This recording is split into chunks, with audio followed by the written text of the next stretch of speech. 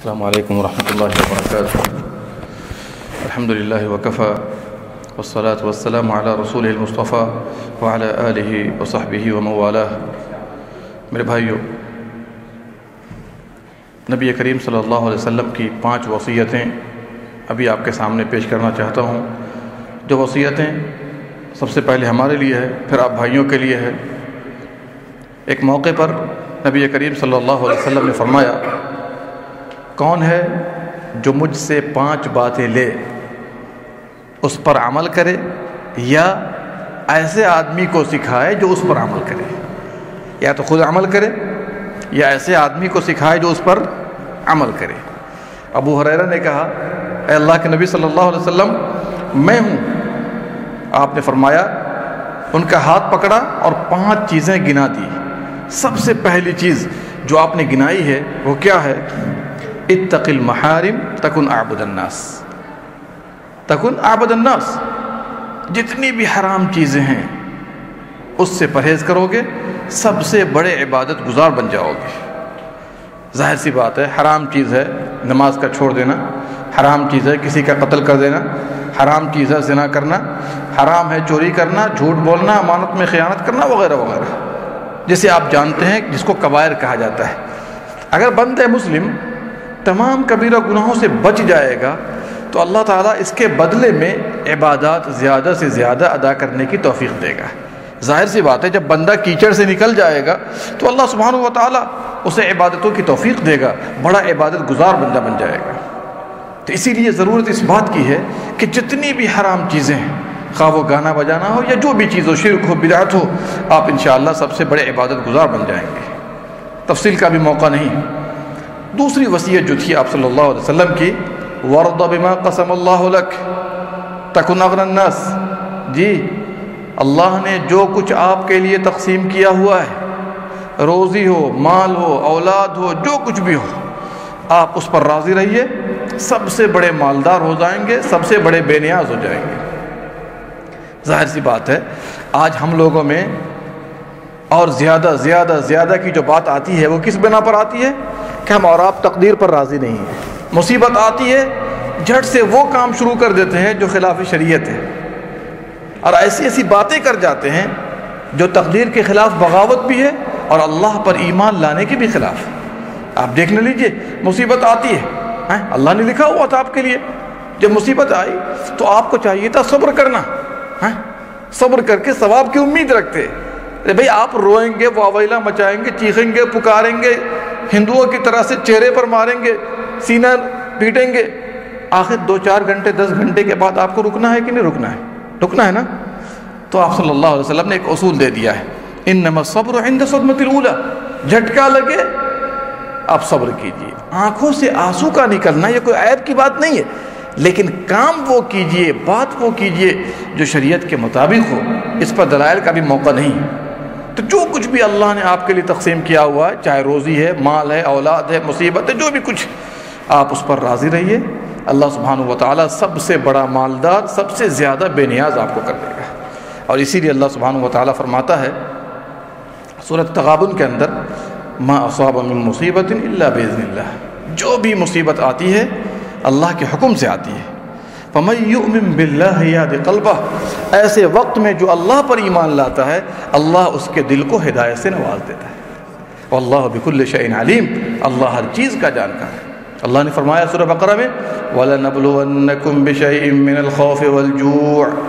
جی، خوف سے بھی آزمائیں گے، بھوکمری بھی دیں گے، وَنَقْصٍ مِّنَ الْأَمْوَالِ، مال بھی کم کر دیں گے، والاولاد والثمرات، آگے فرمایا پھلوں میں بھی کمی ہو جائے گی.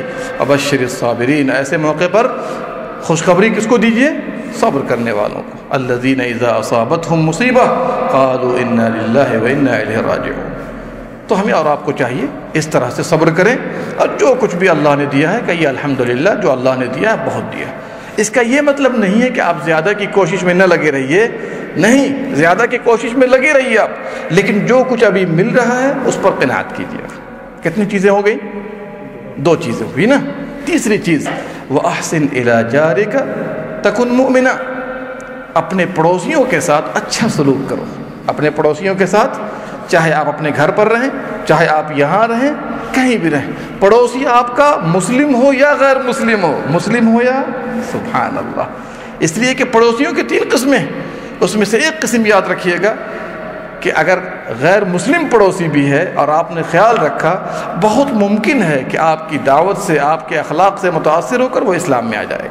جب غیر مسلم کا یہ حال ہے تو مسلمانوں کا کیا حال ہوگا؟ اور مسلمان بھی اگر آپ کا رشتہ دار پڑوسی ہے، اس کا تو 3 حق ہے، اس کا 3 حق، لہذا ہر حال میں چاہیے پڑوسیوں کا خیال رکھیں۔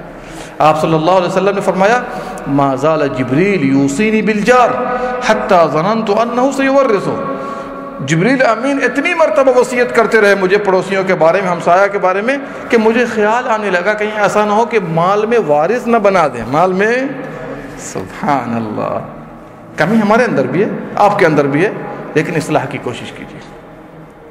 بلکہ عورتوں سے کہا پیارے نبی صلی اللہ علیہ وسلم نے مخاطب کرتے ہوئے کہ تم جب گوشت پکاؤ پانی زیادہ بڑھا دو، پانی زیادہ بڑھا دو، شوربہ ذرا تیز کر دو، زیادہ کر دو، اور شوربے سے اس کو پہنچا دو، اور انشاءاللہ اللہ سبحانہ و تعالیٰ تمہارا خیال رکھے گا۔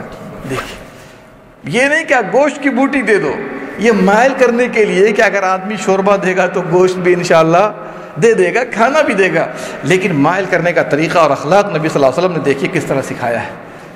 تو اس طرح کی بہت سی آیتیں قرآن میں بھی ہے پڑوسیوں کے بارے میں، اور احادیث کے اندر تو سینکڑوں احادیث طیبہ موجود ہے۔ کتنی باتیں ہو گئیں؟ تیسری بات۔ چوتھی بات یہ ہے کہ آپ زیادہ نہ ہنسیے، ولا تکثر الضحک، زیادہ نہ ہنسیے، اس لیے کہ زیادہ ہنسنا دل کو کیا کر دیتا ہے؟ مردہ کر دیتا ہے۔ ایک آدمی کو دیکھیے خوب ہا ہا ہا کرتا رہتا ہے، دیکھا ہوگا آپ نے بھی، تو زیادہ ہنسنے کی بنا پر انسان کا دل کیا ہو جاتا ہے؟ مردہ ہو جاتا ہے۔ بسا اوقات وہ آدمی بھلائی کو بھلائی نہیں سمجھتا ہے، برائی کو برائی نہیں سمجھتا ہے، ایک دوسرے کا خیال نہیں کرتا ہے، بڑے چھوٹے کی تمیز نہیں کرتا ہے، چھوٹے پر شفقت نہیں کرتا ہے، بڑے کا احترام نہیں کرتا ہے۔ اس لیے مسکرانا پیارے نبی صلی اللہ علیہ وسلم کا عمل ہے۔ عام طور پر بائی چانس کبھی کبھی آپ کے دندان مبارک ظاہر ہو جاتے تھے، لیکن جیسے آج ہم لوگ ہنستے ہیں، سبحان اللہ، اس طرح سے ہنسنا کسی بھی حدیث میں ثابت نہیں ہے۔ اور آخری چیز جو کہ بہت قیمتی چیز ہے، اللہ اکبر، کہ اپنے لیے جو پسند کرتے ہیں اپنے بھائی کے لیے بھی پسند کریں، آپ سچے پکے مسلمان ہو جائیں گے۔ اللہ اکبر۔ یہ چیز بھی ہمارے اندر آج بہت خامی پائی جاتی ہے۔ دیکھیے نا، عام طور پر ہم کیا دیتے ہیں لوگوں کو؟ جو خراب ہو جاتا ہے، جو 3rd کلاس کا ہوتا ہے، جو ہم استعمال نہیں کرنا چاہتے ہیں۔ خراب ہو گیا، اچھا فلاں کو دے آئیے، کیا کہتے ہیں؟ کئی دن باقی ہے؟ 4 دن، بھائی کسی کو پہنچانا دیجیے۔ سبحان اللہ، یہی طریقہ ہمارا ہو چکا ہے۔ کھجور خراب ہو رہی ہے، جا کے دیا کسی غریب آدمی کو۔ سبحان اللہ، ایسا نہیں کرنا چاہیے۔ جب تک آپ وہ چیز نہیں دیں گے اللہ کی راہ میں جو آپ اپنے لیے پسند کرتے ہیں، اللہ سبحانہ و تعالیٰ اس کا بہتر سے بہتر بدلہ آپ کو نہیں دے گا۔ اسی لیے اللہ نے کیا فرمایا؟ 4 پارہ کی پہلی نمبر آیت، کون سی آیت ہے؟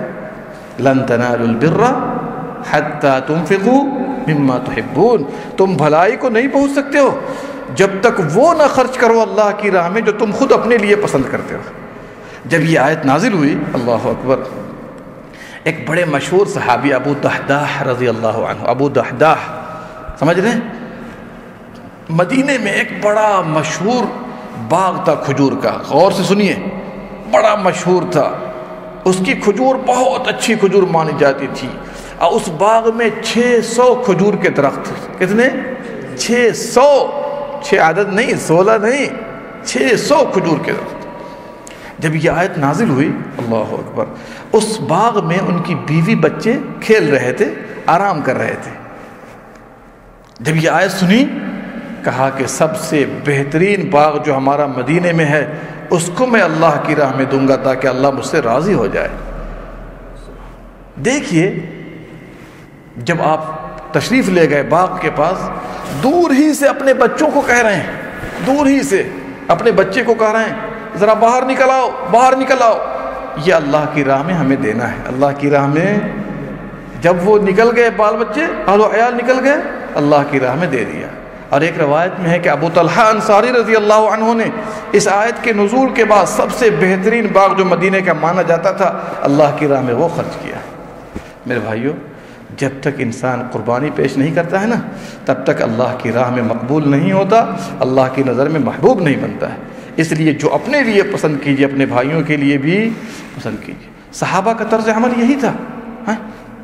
وہ واقعات آپ کو نہیں پتہ ہے کہ جب اللہ کی راہ میں نکلنے لگے، مدینہ پہنچے، 2 بیویاں جس کے پاس ہیں، 2 بیویاں جس کے پاس ہیں، ایک کو طلاق دینے کے لیے سوچ لیا اور اپنے بھائی سے کہا، مہاجر سے، کہ جو چاہو پسند کر لو اور اس کے بعد میں اس کو طلاق دیتا ہوں، تم اس سے شادی کر لینا ہے۔ اس طرح کے بہت سے واقعات ہیں، اگر بندہ مسلم غور کر لے تو انشاءاللہ ہدایت کے لیے کافی ہے۔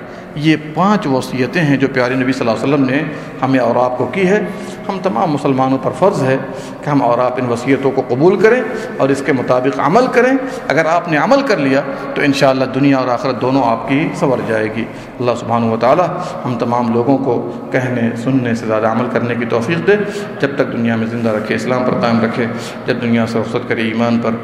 آمین یا رب العالمین۔ اللہم صلی علی نبینا محمد وعلی آلہ وصحبہ اجمعین۔